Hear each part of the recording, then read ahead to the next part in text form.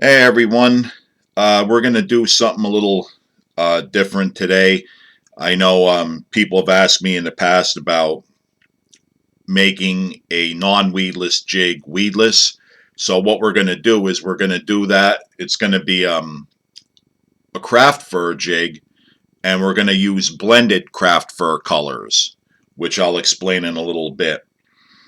In the vise, we have a 1/8 ounce sparkie head jig with a size 2 VMC 7161 hook. It's a heavy wire 60-degree hook. You can see I got a little plastic keeper in there, a little wire keeper to hold our trailer on. And the color is Barlow's double trouble green. So we're going to start with some olive 210 denier flat wax nylon thread, and we're going to get our base started. We don't want a heavy base, just a little bit to get going here. Now, this jig is going to be weedless, and of course there is no hole for a weed guard. So what do? We're going to add a little wire weed guard, and you see it has that little end.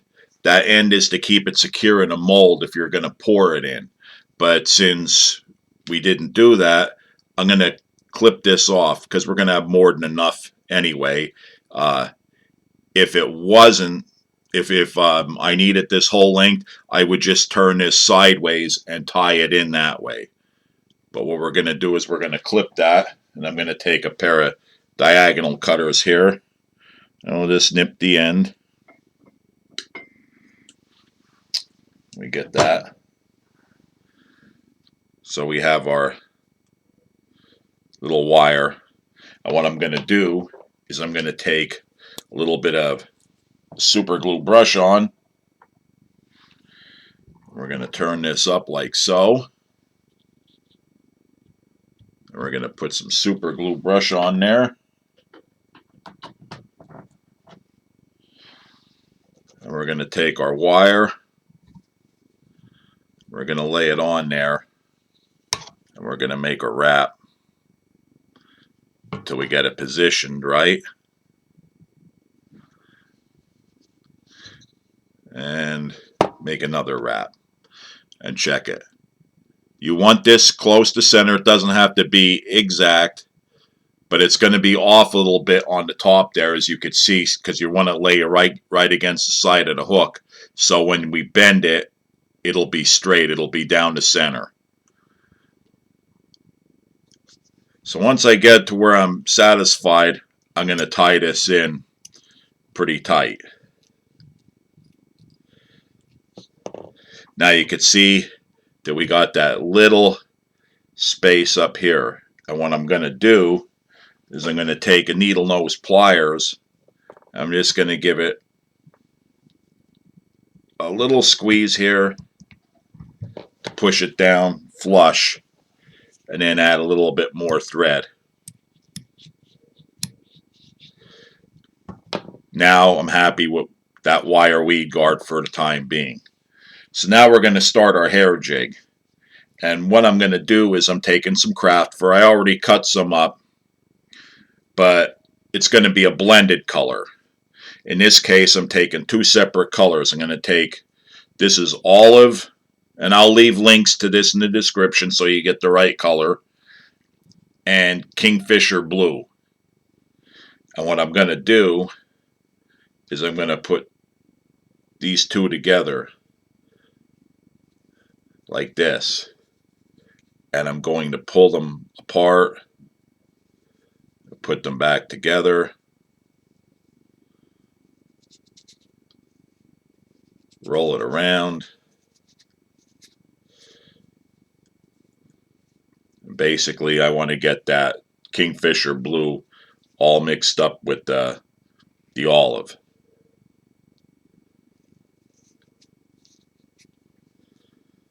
So that way it's more of a single color than two separate colors. And again, this is one of them things that doesn't have to be exactly perfect or exactly blended. You just want those colors incorporated with each other.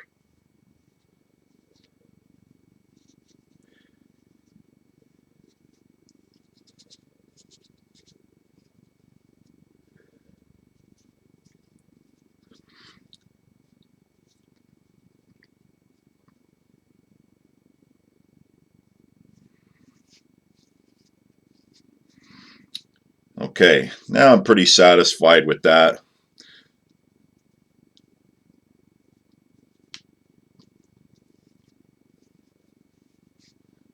That looks pretty good. I'm going to lay this in, see where I want it. And I want it maybe with this size jig, this particular one, I'm going to go about 3/4 of an inch or so past the bend of the hook. I'll mark it up there, and I'm going to cut it.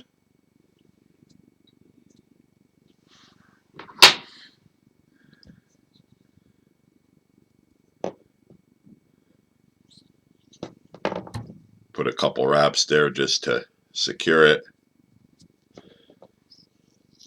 And I'm going to do the same thing. I've already blended this together to save some time.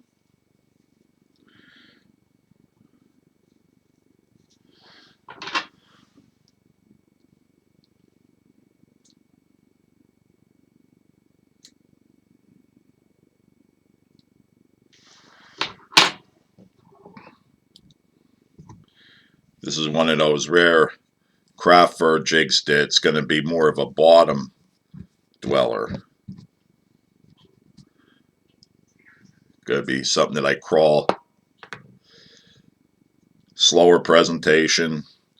A lot of craft fur jigs, most of them I do revolve around, I should say evolve around the fact that I'm going to swim it.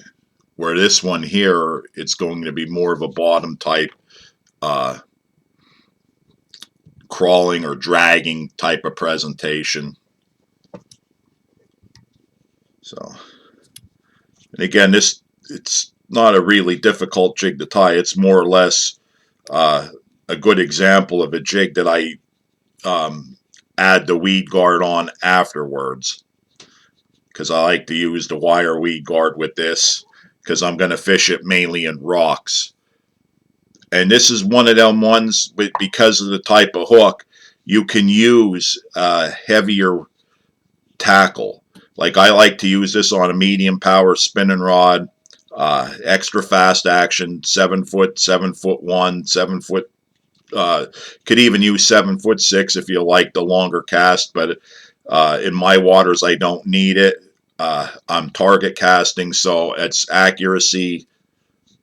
So I'm using anywhere at 6'9" to 7'1", medium power, extra fast action.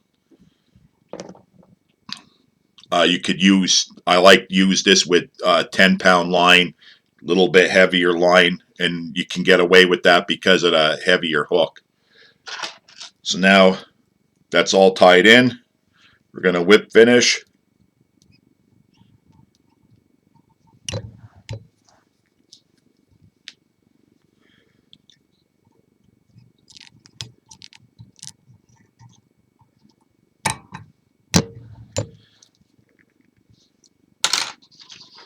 Take our little trimmer here.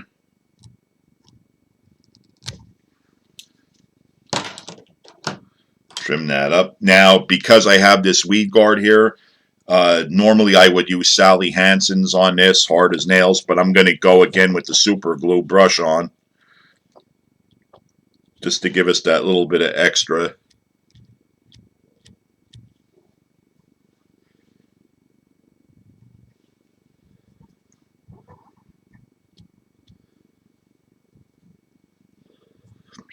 I have some fuzzies on there that I got to get rid of from the thread hitting the weed guard there. Nothing that the scissors can't fix.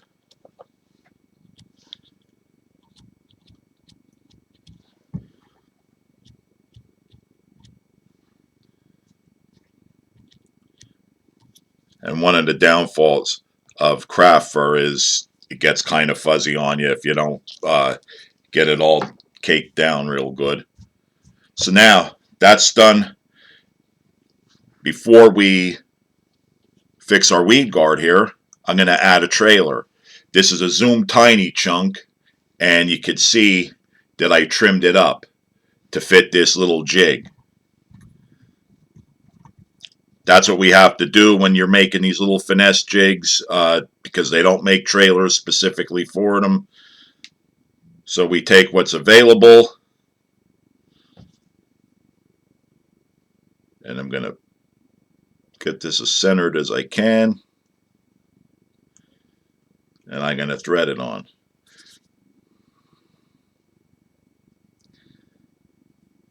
Get it up over our little keeper.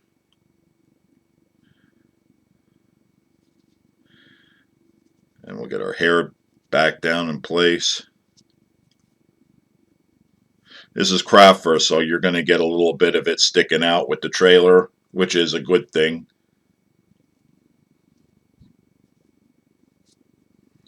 Because this really, even though it's for the bottom, this really has a lot of movement to it. You're going to use this right around, depending on where you're at in the country here, it's probably, for me, it's going to be around mid-April is when this is going to get really effective. So now I have all of that. I'm going to take my wire weed guard here, and I am going to work it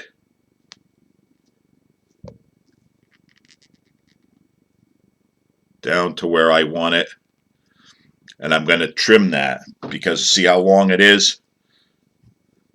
I'm going to trim it maybe 1/8 of an inch off of that, because I am going to leave some extra hangover because it is wire. I like having a little bit more on the wire than I do on a brush guard. And there you have it. This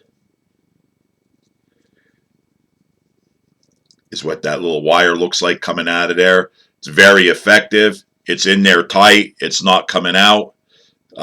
Just as good as if you poured it in there. And you could do it to any jig that's not weedless. If you want to add a wire weed guard, again, with these weed guards, you can make them. You can buy Surf Lawn. A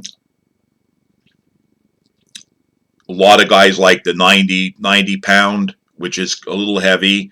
But this one, I believe, would be 60-pound test if you were to buy the Surf Lawn and make your own. Or you can buy these from Barlow's Tackle or Lure Parts online. I'll leave a link in the description for you to get your own.